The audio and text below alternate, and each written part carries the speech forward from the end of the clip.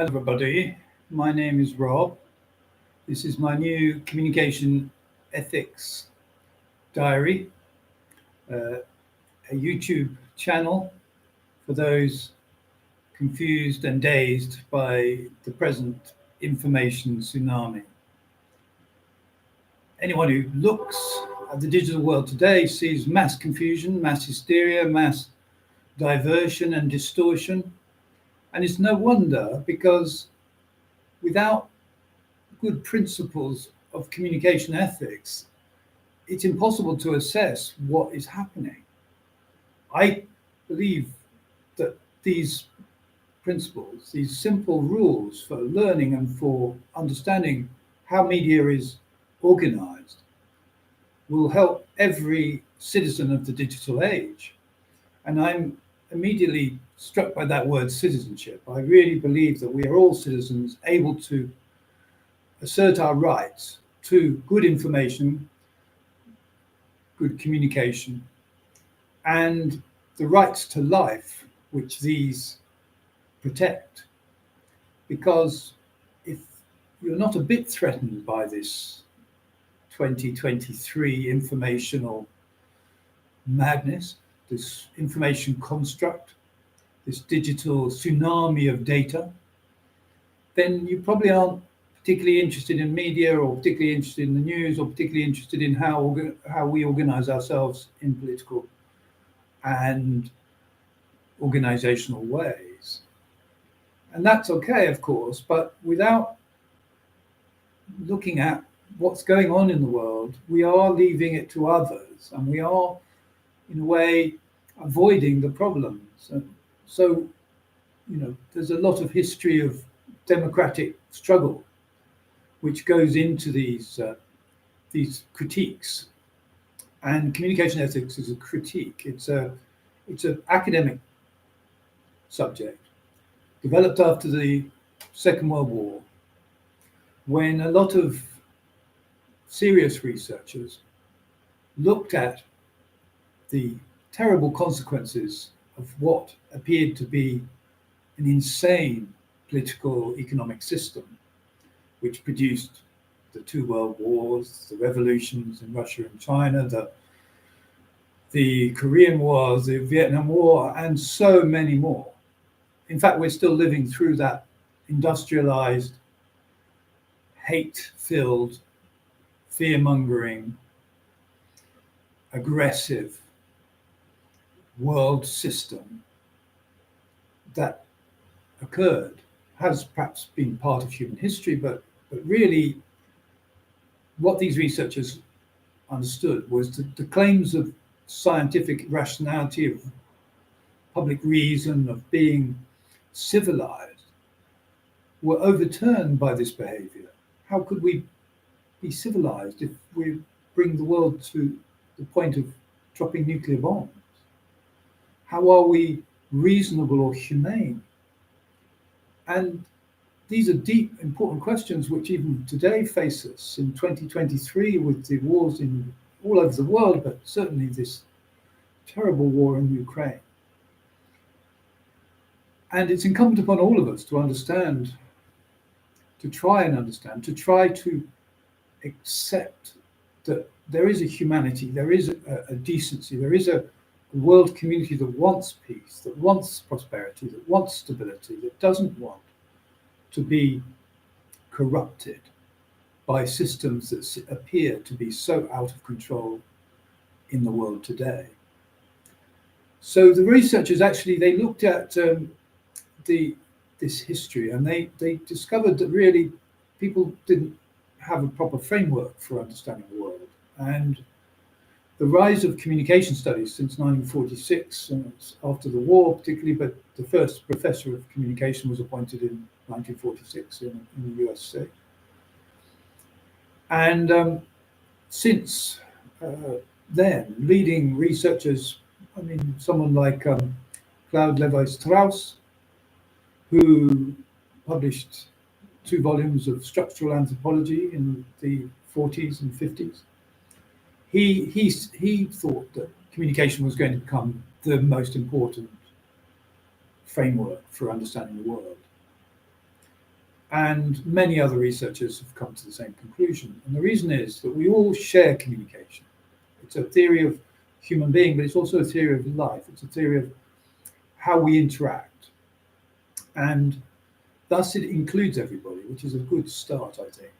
Particularly if you see democracy as a valuable resource for every country in the world, because democracy implies that we each, adult citizens, have a right to protect our lives, to enable our lives, and to understand our lives, not dominated by governments and organizations which are out of reach, but decided by us, by the citizens.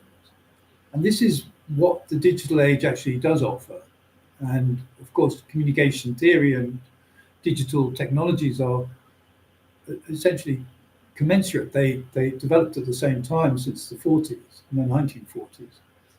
And that is a very powerful analysis, a very powerful combination. One is the technology, the digital technologies, which are now proving so powerful in determining and actually distorting how we see the world, how we view what we know about the world, because no one really knows. Everyone's confused. It's so full of disinformation, what they call malinformation and misinformation. But there's far more levels of miscommunication, distortion than that. We're all confused. And therefore, when you get every member of a society community stressing how difficult the situation is, we do need tools and methods and techniques to bring ourselves back to something coherent, to providing a coherent message pathway for all of us to use. And this is what communication ethics provides. So this connection between the two is very profound. Communication is really a logic, the logic of human interaction. And in fact, all living beings interact, and therefore all living beings communicate. Where objects are not living, we still interpret them in communicative ways. We use language, for instance, to describe physics. We use mathematical equations, which are forms of communication, are clear, disciplinary languages. And we specialize in these languages, which actually can cause as much confusion without full understanding. So specialists all over the world are making their assumptions. And the COVID-19 health pandemic has proven that the science and society were completely divided on the implications of this health debate, this health pandemic. And what we're really seeing is the confusion arises because we don't have a proper theory of organizing our information, our data, and our communications. So communication is a big start. It's human. Information and data follow from communication. We only organize information once we understand the communication practice, because communication is human, information follows, and is the structured data which we harvest and utilize. But the profound connection with ethics is also something everybody needs to be able to evaluate. Ethics are the natural human function, and this has been known since the ancient Greeks, the natural human function of valuing and making judgments, which we all do every day. We do all the time, even when we're asleep. But particularly as we wake up, we begin valuing. Do I want coffee or tea? Do I want toast or jam? There's 1,000 decisions every day, perhaps even more, which we make based on our values. No, I don't like that. I like that. Every day I have to follow that path because that's my chosen value system. And everything is values, because although you may say, "Oh, I'm just driving my car," your car has values. Your car has energy requirements and financial requirements and insurance requirements and all the different values that you apply to your car. So values are personal and they're subjective. They begin as personal and subjective, but they're also social values, values that you agree with others. And of course, these aggregate in vast lumps. And so in some cases, they become so complex, nobody really knows what those values are. So it's arguable to state that democracy today is completely confused because we've lost the proper function or the way of looking at the world, which includes those social values of democracy. So communication ethics is a way of really cleaning the ground, of beginning anew, of making and improving our world through communicating together. And actually, it's not really someone sitting in a room by themselves, although that begins the process. It's the connection between people to communicate their values on a myriad of subjects, issues, concerns. And one needs to agree these values. And really, the communication ethics researchers, after the century of wars, as it's called, the 20th century filled with world wars and revolutions and regional wars, it was quite clear to researchers, academic researchers, that all our claims to being rational and reasonable and scientific and humanistic and concerned from a scientific standpoint were themselves unreasonable. It's impossible to run a world full of violence and hate, full of greed and anger, if you don't understand why these occur. And it seems to me that we haven't really developed beyond something very, very ancient, this ancient hatreds of each other, of how to proceed in light of disagreement. So ethics is the subject which stands before us each, and finding our ethics, locating them with others, but alone, is a profound exercise in your own pathway to a better world, a better you, a better group of friends and circle of acquaintances. Because we share our values, but they also conflict. And these values really are the basis of everything we do and believe and live and die for. And communication particularly is the technique of the method, the way that we proceed. So one is logic, communication is logic, ethic is values, the examination of values, the logic of interaction. So together they're very profound, they're very a set of tools, a way of looking at the world, and there's any value system, any value can be produced as a communication ethic, which is a formalized way of looking at it, so that anyone can assess it.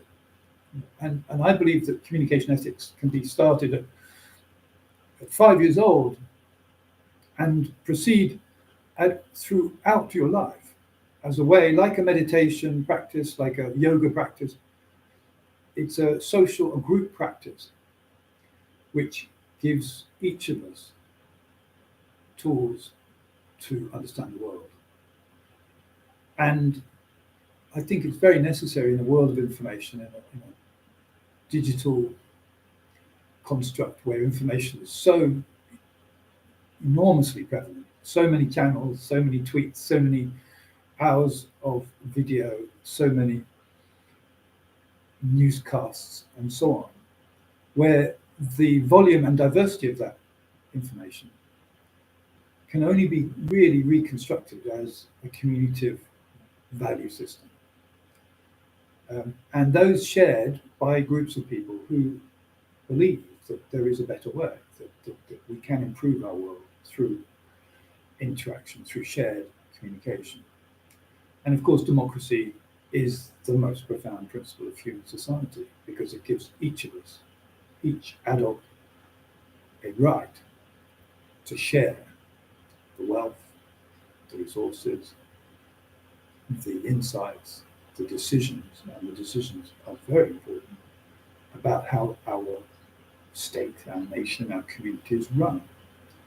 And it's easy to see how distorted, for instance, democracy has become. In my own country,